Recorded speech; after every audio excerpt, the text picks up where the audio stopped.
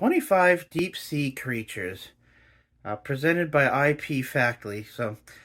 This was a book that I bought and read yesterday, and it's an interesting little book. If deep sea life fascinates you, frankly, most of what's down there terrifies the heck out of me. Just that environment alone, probably due to some of the extreme adaptation that the animals have to go through, just to exist in that environment.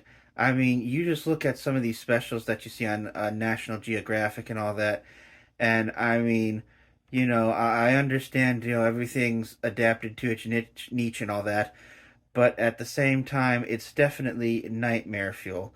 You get into fascinating creatures here, lots of them who have bioluminescence, basically a fancy way of saying they're able to create their own light. Most of the stuff that's mentioned here, a lot of it, is going to be species you probably maybe already heard of, like types of squid. Interestingly enough, the sperm whale, because of how much it dives and how long it can dive, is actually mentioned in this list as well. It's probably the most commonly known. It's the only animal out there that preys on giant and colossal squid. Giant and colossal squids are also mentioned in here. So are specific types of crabs and things like that. But yeah, there's a lot of stuff there that's just, oh god, you look at this and you're like, okay, this is an ugly looking thing. I wouldn't want to come across this. Humans, of course, can never dive that far. Certainly not without like a pressure suit or something.